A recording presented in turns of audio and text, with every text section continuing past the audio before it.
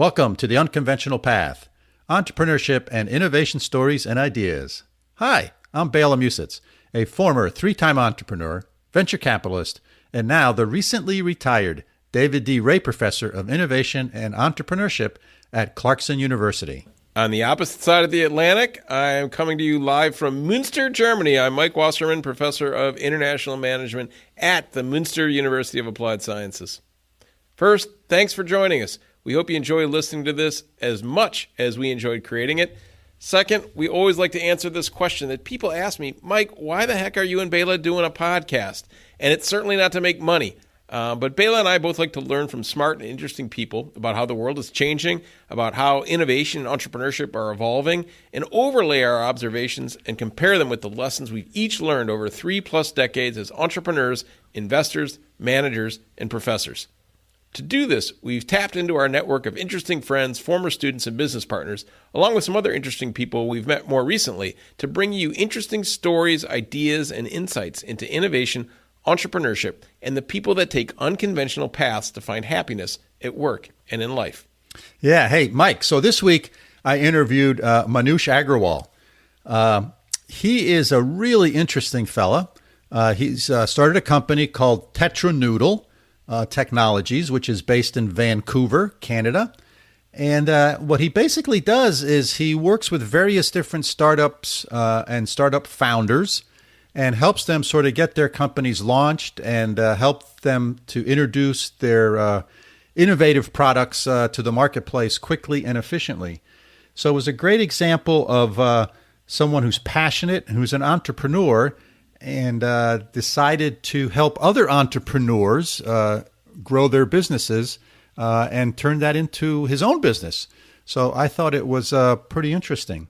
What's one thing that you sort of stuck out at you, Mike? Well, Bela, this is a really interesting human being. And I really, again, we've kind of had this theme. I think sharp-eared and bright-eyed listeners that have been paying attention know that one of our passions is to help entrepreneurs create sustainable businesses that make them happy, right? And this is kind of how we got started doing this, was people would ask us for advice and we'd give them their advice. And now what we've kind of stumbled on are these different models of resources and frameworks and tools that are available to people who are thinking about starting their own business. And it's really even surprised myself to see it all kind of laid out for us over the last year. And Manuj had another model, right? Essentially the consulting model, where he will consult for a short or long period of time with startups. Again, he did software and hardware, but he focused on the software side, obviously. And I think this is cool. I mean, he had a really interesting family background, and a wide range of experiences that give him some unique perspectives and a teaching orientation. Sounds like he's really great at what he does. So great. I think a great guest with lots of different experience. Yeah, and we've had several guests that have sort of done this in various different flavors. We had Victoria from Startup Station a few episodes ago, and several more episodes prior to that. We had Kat Coppett, who was the theater performer who turned it into a coaching for executives and listening skills. So there's lots of different places where you can be entrepreneurial, right? That's one of the things that always surprises me is all the various different ways that people have made little businesses for themselves. They're doing what they love. They're making a reasonable living. And they're really enjoying life. And I think this is another good example of that. So with that, should we dive into the interview, Mike? Let's get to it, Bela.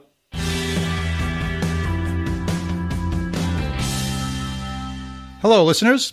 Bela here. Today's guest is Manuj Aggarwal. And I said that wrong, didn't I? No, it was okay. Okay, great. Manuj Aggarwal, who is the CEO at Tetranoodle up in Vancouver, Canada. He has a very interesting entrepreneurial background, so I thought he'd be a great guest for our podcast. Welcome, Manuj. Thank you so much. Yeah, very good. So tell me a little bit about Tetranoodle and what you guys do. Yeah, so we are a consulting company, software consulting company, and a training company. So we work with startup founders, entrepreneurs, people who are interested in launching their own tech startups, especially if they want to bootstrap their company. We help them out with execution, product market fit, hiring a team, and in some cases, even funding the venture. And we also train software engineers on cutting edge technologies like AI, machine learning, cloud, DevOps, and all that. So it's sort of a one-stop shop for all kinds of knowledge and consulting and mentorship for tech startups. Oh, wonderful. So what's a typical company that comes to you? What are their characteristics when they come knocking on your door? Well, if you're an entrepreneur and you're just starting off, you have an idea, you want to launch a company, you are at an inception stage, then we can help you to figure out how you want to bootstrap your company. So bootstrapping does not essentially mean it's all for free, but it's definitely not going to require you to raise millions of dollars. You can launch your company with typical amounts that an individual can safely fund that project until it gets more traction. And then on the other end of the spectrum is, startups who have already got some traction. They may have raised funding, Series A, Series B, and they may want to launch new projects, or they may be facing some technology challenges. Maybe their system is not performing well. They need security audit. They want to understand what are the key pieces of IP they want to patent and things like that. So anything that a typical CTO will do, we can provide that service if you don't have access to a full-time CTO or they're busy with other projects. So that's what we do. And in terms of training, as I said, anybody who wants to train their engineers, or even if you want to rise in your career and acquire some skills, you can contact us. So we conduct trainings which are mostly video-based training, where you can have your own schedule. You can watch the videos and learn some skills. Or if you want a face-to-face training in classroom or virtual classroom, we can arrange that as well. So for individuals as well as group professionals. So if I'm a entrepreneur and I have an idea for a business, and is one of the things you'll help me is sort of figure out, and let's say I'm just starting out. So one of the things you'll help me is kind of figure out what my minimum viable product will be and sort of how can I get it to the marketplace? Exactly. That's what it is. So a lot of people don't even, they have a good idea, but they don't know how to, execute it well through the MVP stage. And sometimes they don't get the concept of what is the point of the MVP, how it should be built, what is the purpose it will serve beyond the MVP stage, and how do you move from MVP to the next iteration of the product. Yeah, so that's what we help with. Yeah, so take me through sort of what that process would be like. So I call you up and I say, hey, I have an idea for this new little gizmo, and here's what it does. Here's what I think it should do. So take me through how that process works. So the very first thing is, if it's a raw idea, then we need to sort of, make it so that it's more mature. It's something that we can explain to users with 1 or 2 sentences. So we come up with a unique selling proposition for it. We try to figure out who will be the target customer. We come up with a customer avatar for that product or service. And then we go through a process of validating that idea, because some of the typical mistakes that founders they fell in love with their idea. And then, they don't do their due diligence to validate it and make sure the market is asking for exactly that idea. So that validation step is very important. And after the validation, you actually need to prototype it. So rather than jumping straight into building the product or service, you need to prototype it and then get more feedback based on the prototype. So the idea is that you spend very little amount upfront. You make sure that you validate your idea, you get the feedback that you need. And once you're confident enough that, this is something that people want and they will actually pay for it, then you go and start to build it. And, you go through MVP stage. Even after MVP, you get some feedback and then you release version 1 and then you keep iterating over that. Yes, and do you guys also help help me with sourcing of my product and where I can get it made and components and things like that? Yeah, so if it's a hardware-based product, then if it's a tech product, then certainly we can help. We have some connections with people in Asia. But if it's a software product, then definitely we can help because my background is software, and I've been in the field for about 20 years. So we have teams across the world. We can help you hire a team onshore, as well as if you want to take advantage of offshoring or outsourcing your project, we can help with that too. A lot of people get burned out because they don't know how to execute outsourced projects very well. And I've been doing it for like 15 years with amazing results. So we get like a lot of cost savings, but we get quality product when we outsource the projects as well. Yeah, excellent. And so you're located in Vancouver, Canada. That's right. Yeah. And so where do most of your customers come from, or your clients? Well, mostly North America and Europe. So a lot of local customers as well, because I'm connected with the community here. But there are some other projects that I'm working on across North America. And sort of what's the typical length of an engagement that you do with? Again, I'm kind of focused on the startup. Sure. Yeah. I mean, it really depends, right? Like if it's an early stage startup and all they want is validate their idea and get them get them going, and they want to take over on their own after that in terms of execution, that engagement may be typically 3 to 6 months. But if they want a longer term engagement where they say, okay, we want to validate the idea, we want to build the MVP, then we want to continue development, that's an ongoing thing. So it really depends on the situation and what the founders they want to do. Like they want to run the project themselves, or they want continuous engagement. Okay. So when I looked at the Tetranoodle website, it looked like, you really could have focus on chief technology officer type of role. Yeah. So the idea was that, a lot of what I do, the advice I provide and with execution and sort of higher level strategy is what a typical CTO will do in any tech startup. And what I have found is a lot of times founders and startups, they don't have the right resources or maybe the experience or know-how to hire the right type of senior leadership. And so they end up, hiring junior people or inexperienced people, and they get, good success earlier on because now they can at least get the business going. But eventually it starts to catch up with them because of lack of experience. Sometimes, they can make big mistakes. So with this service, I can provide help and guidance so that they get on the right track right from the get-go and still be able to afford it on a fractional basis. So that's the idea. Okay. So if some of our listeners wanted to contact you, how would they find you? Yeah, find me on my website, tetranoodle.com, or you can connect with me on LinkedIn. Just search for my name, Manuj Aggarwal, and it should be easy enough to find. Okay. Well, I will make sure to put both of those into the show notes for folks so they can find the links there. So let's go back a little bit. Can you speak a little bit about sort of your childhood, where you grew up, how you got your sort of entrepreneurial juice? Sure. So I grew up in a small town in India, North India, and I started working at the age of 15.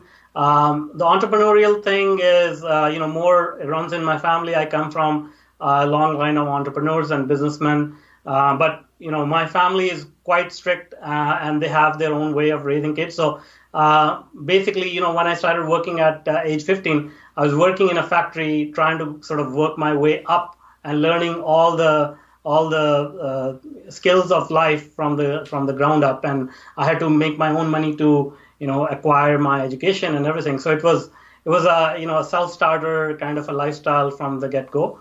And after getting my education and working in a factory for about, I think, 3 or 4 years, I moved to Canada in 97 or 98, and then I started working in a software company as a junior programmer, then worked my way up.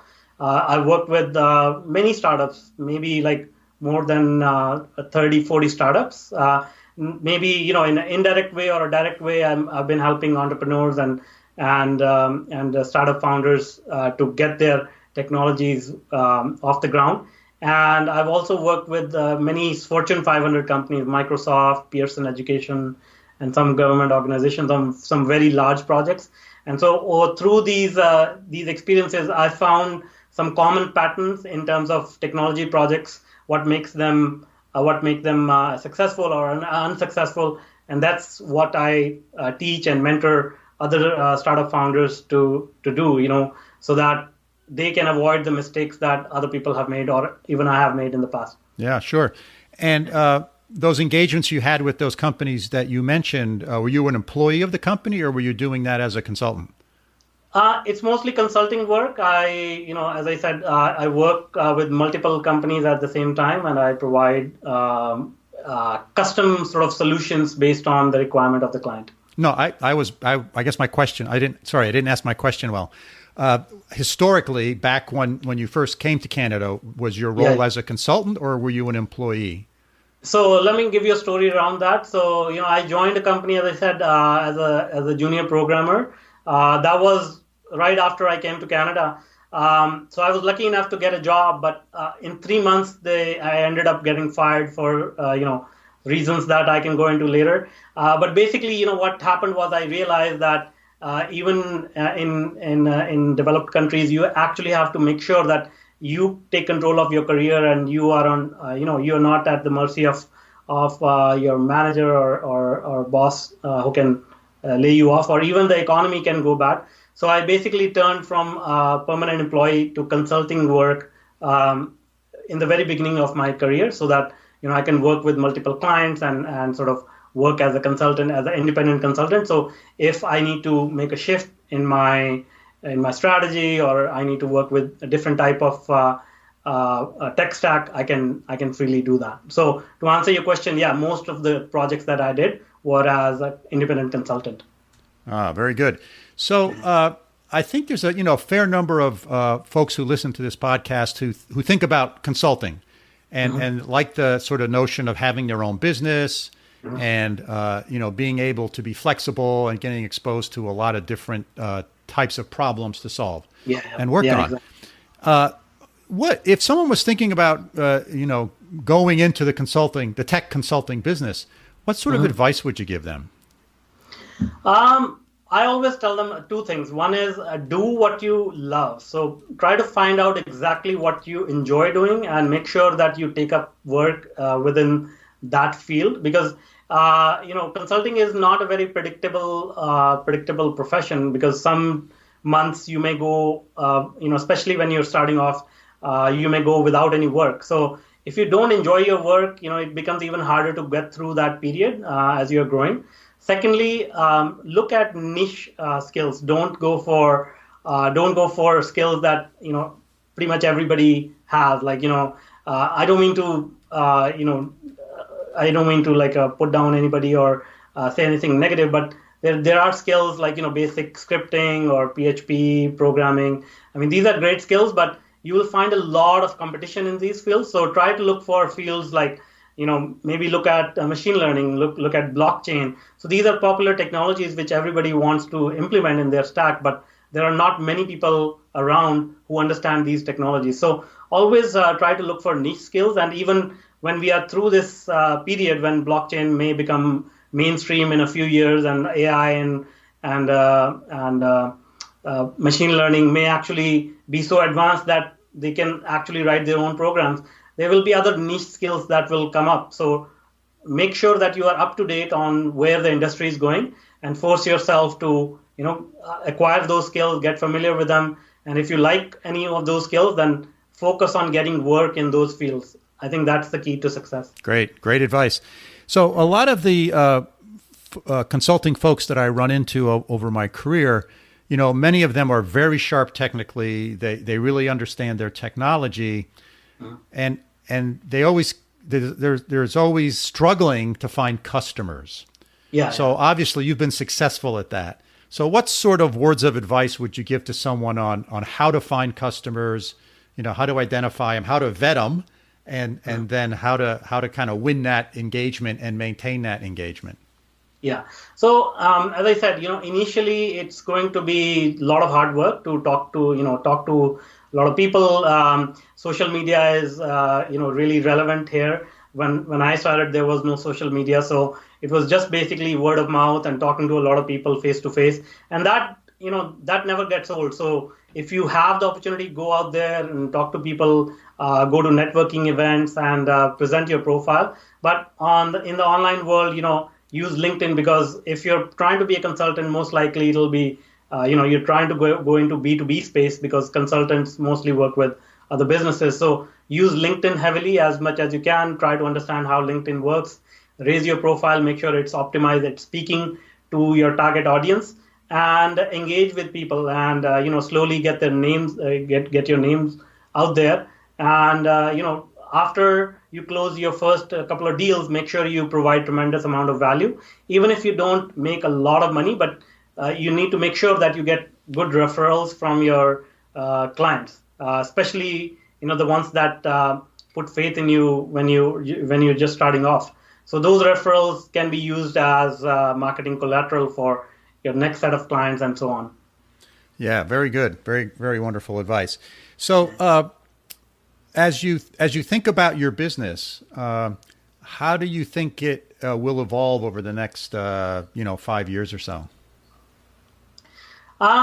See, that's an interesting question. I think we are at a stage right now where a lot of very important and seminal technologies are coming together. So, as I said earlier, machine learning and blockchain and cloud computing, all these things are coming together in the same time period, right?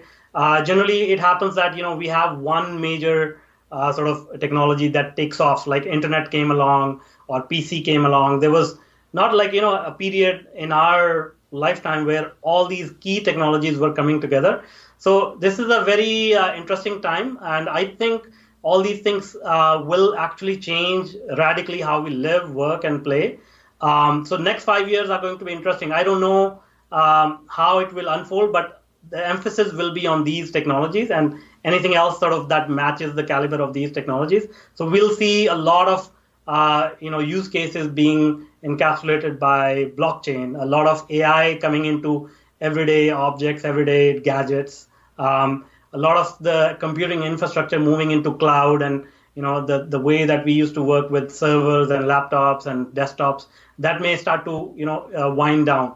So our emphasis will be to make sure that we follow this technology trend and keep serving the customers in these fields. So we are already working on blockchain projects and machine learning projects. So that'll continue to happen, and we'll continue to implement it in more interesting ways.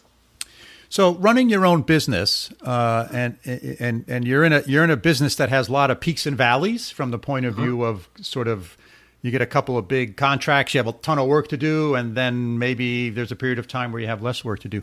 How do you think about bringing in staff and sort of hiring people? How does that process work for you in your business? Yeah. So my philosophy here is that, you need to really understand your business and look at what are your core capabilities or core selling propositions, core features, anything that is core to your business. Make sure that you have a permanent team building that stuff, maintaining that stuff, and servicing that stuff, supporting it. So try not to outsource the core stuff, but anything else you can, always build an extensible team, which comprises of outsourced companies, freelancers, and people who you can find online, like for short-term gigs. So it's perfectly okay to set up a core team of permanent employees, and then supplement it with a flexible team, which you can hire or rehire as the work evolves. And once you come to a point where some things that you were outsourcing earlier, they actually may become part of your core infrastructure. So at that time, you can shift it from outsourced team to an internal employee. In terms of how I hire employees, it's basically, I guess it's an art that you pick up. You need to make sure that you ask the right questions. You give the candidates the right information, the right expectations, in terms of what they will be doing and what is their success criteria. How will they be evaluated? And make sure that you support them to get to that success criteria. Make sure you help them grow as well. So nobody wants to, nobody wants to do the exact same job for the entire rest of their lives, right? So they want to grow themselves as well. So I always try to incorporate some growth aspects into the job that they are doing. Maybe, they can pick up new skills or talk to people who can mentor them and things like that. So that way they feel that they're working and earning money, but apart from the monetary benefits, they're also getting something intangible, which is in some cases much more valuable, which is their professional and personal growth. Yeah, very good. And in small companies, it's oftentimes a challenge to provide that sort of professional growth. In my history, I've worked for General Electric and IBM, and they had these great charts that sort of talked about your career advancement because there were all these different levels of jobs and different types of jobs. And in a small company, that's sometimes a challenge. You had mentioned freelancers. Are there particular places where you go and seek freelancers? Yeah. The best site I will recommend is Upwork.com. The quality of the people you'll find there and the variety of people you'll find there is unmatched. But they are going through some transition. It used to be free to post your project, but now I think they're going to charge like $50 a month or so. So they're going through some transition. Check it out. The other one I use is Fiverr, but Fiverr is more for short-term projects. Let's say, you want to build a logo or design a logo or, like a quick tweak to your website or something like that. I find the quality of people on Upwork is better, but there are a bunch of them. So, check out Upwork, Fiverr.com, Guru.com, Freelancer.com. Those are the main ones.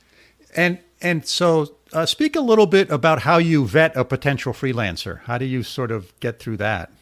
Yeah. So, what you will find is freelancing, if you want to hire freelancers, either look for somebody in your geographical vicinity so that you can meet them face to face. That is almost like, you're hiring a temporary employee or a contractor. So if you meet face to face, you can, really judge very quickly whether they'll be able to deliver or not. But if you're hiring offshore, then, obviously the good advantage is you can get very attractive prices.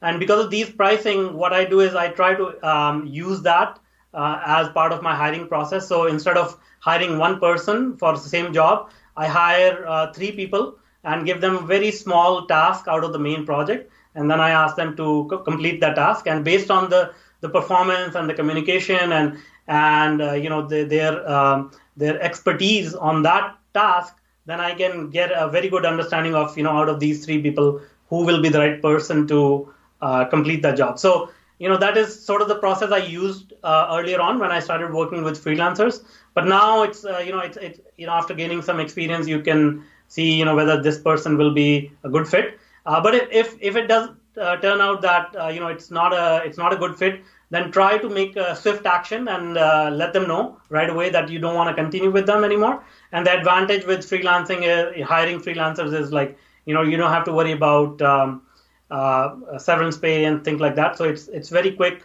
I don't want to sound inhumane or very ruthless in terms of, how do you hire and fire. But if someone is not working out and they're not delivering the right thing, then in the interest of your own business and in the interest of the freelancer as well, it's best to make sure that you have a honest conversation, and they may be suitable for some other project that's going on in your organization. But make sure that you take swift action and not continue going down the wrong path. Right. All right. That's good advice. Whether they're freelancers or permanent employees, if it's not working out, address the situation if you can, and if it's still not working out, then act, because it's respectful for both parties if you do it that way.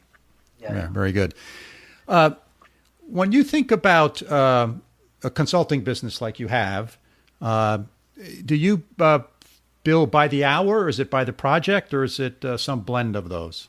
It's a blend, right? So as I said, like longer term engagements may have a component of retainer, some equity partnership, or some component of hourly. Let's say if I'm building a team for the startup, they may actually hire the team directly and pay them directly, and they can just pay me for my services. So it's all it's all a custom sort of a deal that we reach.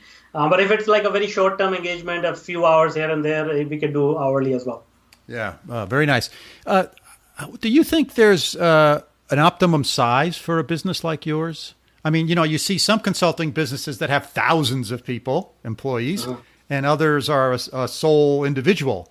And so how do you think about that as an entrepreneur and as an owner of a consulting business?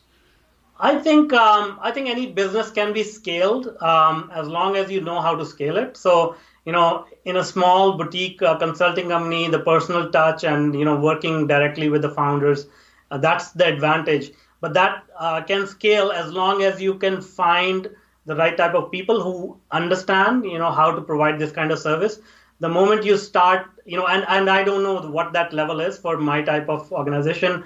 Hopefully as I grow, right now we are a small team of 4 or 5 people, but as we grow beyond that, we'll soon find out whether things are working out or not. But as soon as you see that, you're losing that spirit of how, the reason why you started the company, you either need to come up with new processes, maybe hire new people, maybe build a new hierarchy of managers and whatnot. And that's how typically every organization grows, right? But there may be a point where you can somehow sense that, you've reached sort of the limit of your of the reason that, unless you give up that reason, unless you give up that brand value, that reason why you started the company, then you need to stop growing or think about an exit or whatever. So hopefully I will know when I reach that stage, but I don't know. I think I believe any business can be scaled as long as you know what you're doing. There's a handful of consultants that I've interacted with in the past, and I would say that some significant percentage of them is always trying to figure out how to come out with a standard product. So they're trying to sort of take elements from all the different consulting jobs they've done and put them together in some sort of standard product that they can offer or sell. Is that something that you think about?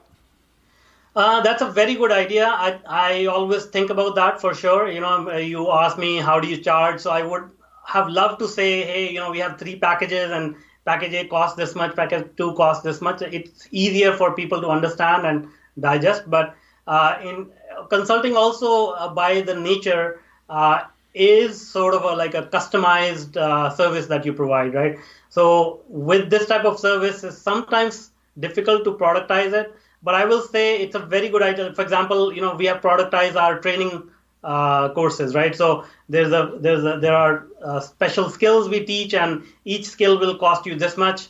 And if you want to go to a higher level of learning, then it'll cost you this much. So some services or products can be molded into a product with fixed price, and that's a good thing. So if you are able to do it, please do it. But if you're not able to do it, maybe try to extract some knowledge out of it and build a new product. So, for example, I'm working on some information products, like, I'm building a online course on bootstrapping. So at least that part of your consulting work can be productized and sold as a cookie cutter product. But if it's very customized, very personal, then I think it needs to be a custom deal that you reach with your client. Yeah, very nice.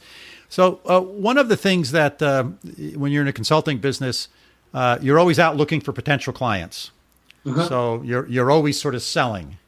Yeah. And how do you sort of vet your potential clients? How do you sort of sort through, okay, this client's very much interested in engaging, and I have a high probability of closing this, versus, this person's just fishing, they're just kicking the tires. Because that's always a challenge in a business like this, right? Of sorting through that and having the right instinct to say, nope, I'm going to let these go because it'll take me forever to close that deal, and I have to go after these. So what are some of the key things that you look for in sorting through that?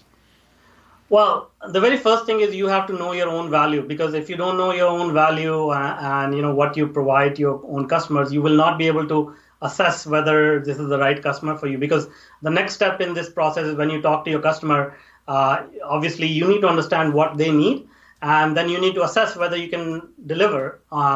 And now once you're at a proposal stage, you can tell your client, hey, I'm going to be able to deliver you this, and this is why you should be working with me. This is how much money or time I can save you. But at this juncture, if the client does not recognize your value, if they're shopping around, if they say, they start haggling on the price and things like that, now that is where you can assess, hey, whether this client is good for me or not. Definitely, this may be, you may have to, work around this a little bit more when you're beginning in your career. You don't want to say no to everyone, but at the same time, you want to maintain some standards. But as you gain experience, as you have a longer list of clients, you want to make sure that you have higher standards for your clients as well, and not take on anybody or everybody, because what ends up happening is if you get a few bad clients, they may actually end up sucking the life out of your business, and it may affect your good clients as well. So, just like employees or freelancers, make sure even if you start work with a client which may not be a right fit, recognize that earlier on, and then part ways so that you can serve your other clients, your good clients, with good energy and the right level of service that you can provide. Yeah, excellent advice. As you have clients all across North America and in Europe and other parts of the world, how does sort of culture of those various different parts of the world impact the type of relationship and their view of consultants? Yeah, it's a very interesting question. Thanks a lot for asking. And one of my passions is travel, and I travel as much as I can, and that's the underlying sort of motive is to understand people, like understand different cultures, understand different cuisines, and their history and where they come from. So that helps when you're talking to people from other parts of the world. And then the other thing is, I grew up in a different part of the world, and now I'm living in a different part of the world. And Canada is, very multicultural. We welcome immigrants. So even within my own city, I get to, interact with people from different backgrounds. So the more you can learn about, humanity in general, the better it is, because you can communicate with them better. You can understand where they're coming from. That is not to say it is not a challenge. It is, of course, a challenge. So try to rise up to that challenge, as I can put it. And if you do end up making mistakes, take it as a lesson that, hey, I tried to call somebody at this hour, maybe time zone difference, led me to call them too early in the morning or something like, all these things happen when you're working with the international clients. So take it as a lesson and then incorporate it into your process so that you don't repeat that mistake. So this is how you learn, you improve as you go. Yeah, excellent. Was there a point in sort of your life or your career where the light went off and you said to yourself, aha, this is what I want to do. This is my passion. This is what I want to do. Can you talk about that at all? Sure. I mean, this is back when, when I started working with computers, because as I said, I was working in a factory which was, a lot of manual stuff, no automation and whatnot. So it was very how can I say, old technology being used, and it's still being used in most developing countries. But then when I came in touch with computers, I was really, really blown away by the power they provided. Mind you, this was back in '96. The most powerful computer at that time was 586, i586, with 4 MB of RAM, 4 megabytes of RAM in the computer. But still, they were able to, analyze a lot of data and then automate a lot of things. So, coming from a manual old technology to this, I fell in love with computers, and I was like, okay, this is what I want to do for the rest of my life. So, and then building businesses out of just programming, coding, and make a business out of it, make a product out of it that serves somebody, solve somebody's problem, and people pay for it. That's fascinating to me. So that's what I like to do. That's what I love to do, and that's what I'm helping other people do as well. Yes. So is there a fire or a spark inside of you that drives you a certain way? And can you describe that sort of spark or fire or motivation? Sort of what motivates you?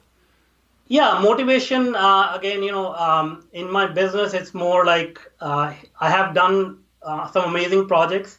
I've seen a lot in terms of what technology can do in helping people live better, work better, and grow better. So we are facing so many problems in this world today, and I think with technology we can solve pretty much any problem that we are facing. So my sort of desire or the fire, as you passion, is to apply technology and solve these big problems, and make a world that is better than what it is today. Yeah. Oh, very nice. Very nice. So we've been going a little over 35 minutes here, so I want to start wrapping this up. Is there anything that I should have asked you that I haven't, or that you'd like to add to this? Sure. I mean, one thing I would like to say is, find your passion, know yourself first, focus on self-discovery. If you're running into any problems, rather than focusing on external factors, just make sure that you reach inside and see, what you're doing is in line with exactly what your passion is. And then once you discover that, then you start to work on your external factors. And also, as you go through these problems, don't give up. Just continue to do what you're doing. And if you are working on your true passion, that, those failures are not going to come across as negative occurrences. That's just learning opportunity. So find your passion, keep doing what you're doing, and keep working hard, and you'll reach your goals in no time. Yes, great advice. Find your passion, keep doing what you're doing, and you'll reach your goals. Great way to wrap it up. Thank you very much for being a guest on the podcast. I really enjoyed our discussion today. Thank you so much for having me. Thanks.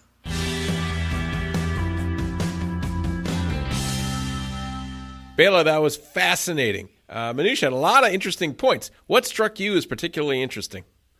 So I think this notion of, and we've talked about this before, minimum viable product and testing the marketplace frequently and early in the cycle.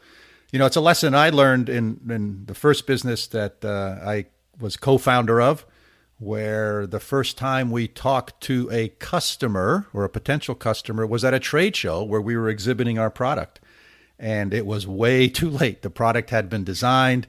It was done. We had a bunch of them sitting in a warehouse, and we only got the product about 80% right. And unfortunately, that wasn't close enough. So this notion of minimum viable product, getting your product idea or your concept out there in some form as soon as possible, and testing the marketplace with it, getting feedback from customers early on and often is really, really important. And it's a theme that we've heard about before, and I think it's a theme that we'll continue to talk about and see examples of as we interview successful entrepreneurs. Yeah, I think that it was a really neat perspective that he brought to the table. I loved when he started getting into the finer points of contingent work or freelance work, right? That he kind of had this approach to using things like Upwork or Fiverr. And, remember we talked about co-working spaces, right? And this is the kind of the flip side of it, right? Is how do you really effectively use these to help build your business when you're first starting up? And this really has been, he made this point, and I really think it's worth underscoring, is that this has been a major technological shift in entrepreneurship. The ability to have a global workforce at your fingertips, right, and put out multiple bids, right? And he made the point that face-to-face is really important for establishing trust and rapport and making sure that things are clear, nonverbals, the whole things. But his approach, his triple sourcing approach, where he'd kind of hire 3 people maybe and each give them a small task and see how they respond, and then pick 1 or 2 or all 3 to do more with the project, I thought was a really cool strategy for this kind of new era of outsourcing and building an entrepreneurial business. I just thought it was great. Yeah, here again, it's sort of the global economy, the world getting flatter, and technology enables us to do this. And here's an example of a person and a business who has really figured out how to leverage that for his own business. One of the challenges in a consulting business is you never have the perfect amount of work. You either have too much and you have more work than you can handle, or you don't have enough, which makes staffing a real challenge. And you can talk to anyone who's sort of in the consulting like business, and they will tell you that they're either always swamped with work or they're always out looking because they don't have enough. So it's really difficult to balance out the workload. And he has used this various different ways of outsourcing these skill sets and getting outsourced skill sets as a way of balancing out that business. So I think it's a great viable model. And he, as you said, he has an excellent way of sort of managing that process and making the selection of those individuals. Agreed. The other thing that was kind of neat was that he gave advice on growing a consulting business, right? On how he himself would tell other consultants to grow their business. And I loved his approach to kind of client management, right? And there really is this kind of 80-20 rule, right? Where I think 20% of your clients take up 80% of your time and energy, and that's not profitable, right? So he talked about this idea of kind of letting your clients go, right? And not accepting every job that comes your way. And I've seen so many of my friends and colleagues who do consulting that literally grab any client that they can take because they're scared of losing clients and they're scared of these downturns that you were just referring to, that they hold on to clients that maybe they should let go and just say, no, I'm sorry, I can't take that job, right? And then after a couple of no's, they go or have a more direct conversation. Either way. So I thought that was kind of interesting. Thoughts? Yeah, agreed. I think that, lots of times when people start in these types of businesses, they'll latch on to almost any customer or potential customer that comes along. And if you're in sales, and any good salesperson will tell you, one of the things they do early on is they figure out whether this is a person who's going to buy or is it a person who's just kicking the tires, so to speak, and just looking. And because they need to spend their time with people who are going to buy. And this is, in the consulting business, the same thing can happen. You can get stretched out long, long periods of time before someone makes the buy decision. So that was good advice he gave there for sure. Yeah. Nice little tidbits about using LinkedIn effectively. I think we could do a whole session on that, right? He had some really good ideas, I thought, on how people can maximize the use of that. I think entrepreneurs, LinkedIn is pretty critical for making these connections, especially when we're talking about staffing or business development, right? Is a go-to tool today, thinking of this from a technological shift standpoint. Yep, absolutely. And remember, it's not the number of connections you have in LinkedIn. It's the quality of those connections that's important. Yep. But at the end of the day, you go back to it, and he really is a cultural student, right? And his advice at the end about learning, about humanity, and rising to the challenge of being a global citizen and kind of being a learning human being, this is technology free, right? This is mindset and attitude and approach. So I thought that overall, kind of this idea of using new technologies and leveraging this kind of global workforce and managing a business in the technological age, that's all great, but you have to have the kind of thinking, feeling, understanding of being a human being to also make it work. It takes the whole package. And, when you exhibit those qualities, oftentimes people like you. And when people like you, they'll hire you as a consultant. So some of this stuff reinforces itself, if you understand what I'm saying. I didn't articulate that really well, but this notion of people want to work with other people who they like, who they connect with.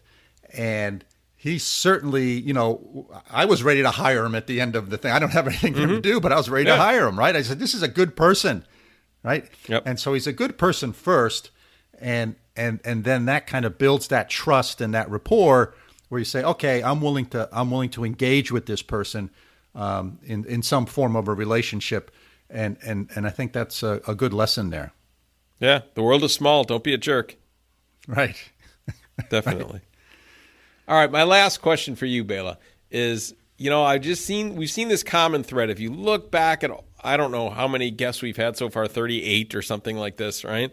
That there's this common theme that entrepreneurs are willing to help others interested in entrepreneurship to avoid making the same mistakes that they made, right? There's this almost tangible bond, and it's all over the world. I've seen it on everywhere that I've traveled, and I can't totally explain it, but I hear it and I see it regularly, that entrepreneurs are willing to help others. Do you see this? Absolutely, Mike. And, there's probably some academic has done some research on this, but I'm not familiar with any of it. But I'll give you my sort of thoughts on this. I think it's a function of 30 years ago, there were no degrees in entrepreneurship. There were no courses in entrepreneurship. There were no courses in how to start a business. There was no Kickstarter. There weren't incubators did not exist. So if you wanted to start a business, you either had to figure it out on your own or you had to reach out. And I think those people who started those businesses, 30 years ago, 20 years ago, 10 years ago, kind of struggled through that.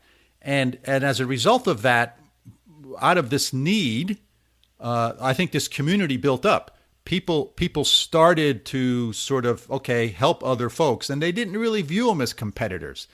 I can remember when I worked at GE and I worked at IBM, everything was company confidential. It was top secret, and, you couldn't talk to anybody.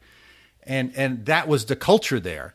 And I think in the entrepreneurial space, it's a little bit different. And I think part of it is because there is no formal way, or there has not been a formal way of getting educated.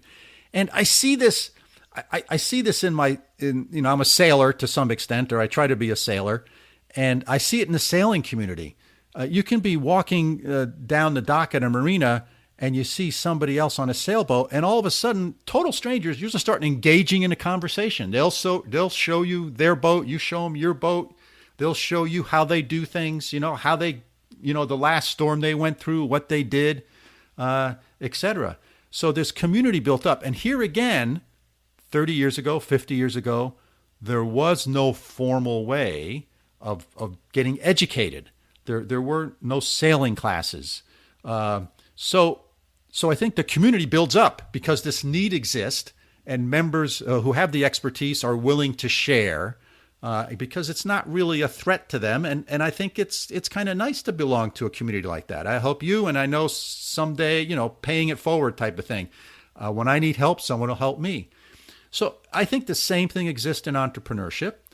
Now, the question is, given that now that you can get a degree in entrepreneurship from a lot of different places, and all sorts of sailing schools have cropped up, etc., will this community continue, or will the community sort of lose some strength? I don't know. Hopefully the community will continue, and quite frankly, I hope other communities will crop up in other areas as well. So that's what I think, Mike. What do you think? Cool answer. No, I couldn't agree with you more. I think there's something to it, and I think there's something about when you struggle with something and you overcome it, that a lot of times that makes you willing to lend a hand out to somebody else. And I think there's nothing easy about entrepreneurship, at least in my experiences. Nothing. Struggles constantly, right? And things change. Just when you think you have it down, your world changes. That's the pattern that I've seen both in myself and my friends and my family that do this. So I think it's a lot like sailing. If you put your head down and you don't look around, the wind changes, right? Or something comes up on your side, or something happens. And I think it takes a community to make it work. I don't think that it's ever going to go away. I think technology might change it, but I don't think it's going to eliminate it. And that's my hope, because I think it's what makes it interesting and cool. And look at the litany of people that we've interviewed so far, and I wouldn't want to lose that. Right, that ability for somebody to say, hey, you want to talk to us for half an hour about kind of what you did and where you've been and what advice you have for people? And nobody said no yet, Bela, right? Right. Nobody said no to us. Right. And it's not because we're such sparkling personalities, Right. And we're not paying people, right? They're not even getting free T-shirts, right? They want to sit and chat for a bit about what they've done and help other people. It's remarkable. Yeah, it is remarkable. And I think, not to get too philosophical, if more people did that, it would be a better place in the world. True. Yeah. True. Absolutely. In every field, right? In every field. Yeah. Absolutely. I love it. In life in general. Yeah. Right? In life in general. So Shall we All right, wrap it up Let's here, wrap Mike? it up before we get any deeper on this. Yeah. Right? Excellent. Okay.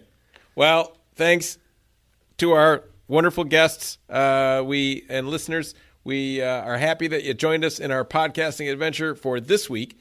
We thank Manuj Aggarwal for joining us. What a fascinating story.